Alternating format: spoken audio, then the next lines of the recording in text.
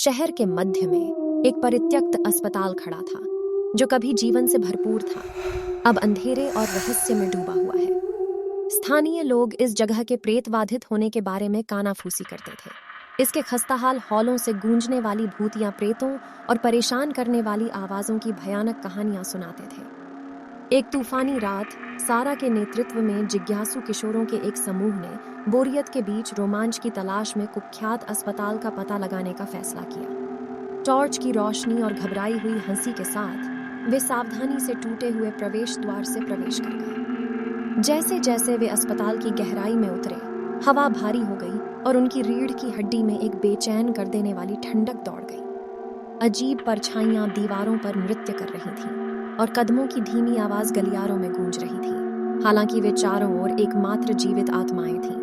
अधिक क्षेत्र को कवर करने के लिए समूह विभाजित हो गया, जिसमें सारा एक टीम का नेतृत्व कर रही थी और उसका सबसे अच्छा दोस्त मार्क दूसरे का नेतृत्व कर रहा था। साराह के समूह की नजर एक पुराने ऑपरेटिंग थिएटर पर पड़ी, जहां एक जंग लगी सर्जिकल टेबल अस्पताल के गंभीर अतीत की याद दिलाती हुई खड़ी थी।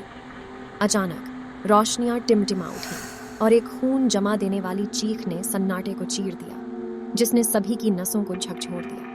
आवाज की ओर दौड़ते हुए उन्होंने मार्क के समूह को देखा, जो स्पष्ट रूप से हिल गया था। मार्क ने दावा किया कि उसने एक भूतिया आकृति को टूटी हुई खिड़की से उसे घूरते हुए देखा था, लेकिन अन्य लोगों ने इसे महज कल्पना कहकर खारिज कर दिया। अपने डर को खारिज करने के लिए दृढ़ संकल्पित होकर उन्होंने अपनी खोज जारी रखी, लेकिन बाद में उन्हें तेजी से विचित्र घटनाओं का सामना करना पड़ा। दरवाजे अपने आप बंद हो गए, अस्पष्ट फुसफुसाहट हवा में भर गई और देखे जाने की भावना और अधिक तीव्र हो गई। जैसे जैसे रात बढ़ती गई, अस्पताल द्वेषपूर्ण ऊर्जा से जीवंत होने लगा।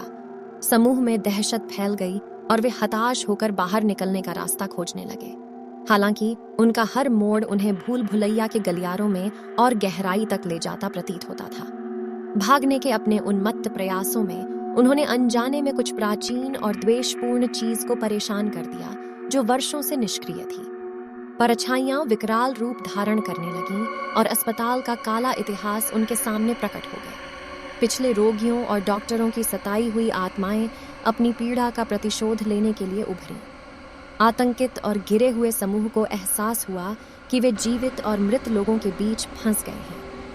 वे अनजाने में अस्पताल की भयावह विरासत का हिस्सा बन गए थे। दृढ़ संकल्प से उत्साहित सारा ने भूतों के दर्द के पीछे की सच्चाई को उजागर करके एक अभिशाप को तोड़ने की एक पुरानी कहानी को याद किया। उन्होंने अस्पताल के इतिहास में गहराई से खोजबीन की, अनैतिक प्रयोगों और निर्दोष रोगियों द्वारा सहन की गई यातना की कहानियों का खुलासा किया। इस ज्ञान के साथ सारा ने तामसिक आत्माओं का सामना किया, उनसे माफी मांगी और अस्पताल के अंधेरे अतीत को उजागर करने का वादा किया। धीरे धीरे द्वेषपूर्ण ऊर्जा कम होने लगी और भूतों के पीड़ा भरे चेहरे नरम पड़ गए। जैसे जैसे सुबह हुई, अस्पताल की पकड़ ढीली हो गई, जिससे समूह उसके चंगुल से बच निकला। आत्माएं अब अपनी पीड़ा से मुक्त होकर परलोक में चली गईं और अस्पताल में एक बार फिर सन्नाटा छा गया। उस रात से परित्यक्त अस्पताल अबाधित रहा और स्थानीय लोगों ने बेचैन आत्माओं की उपस्थिति को महसूस करते हुए दूरी बनाए रखी,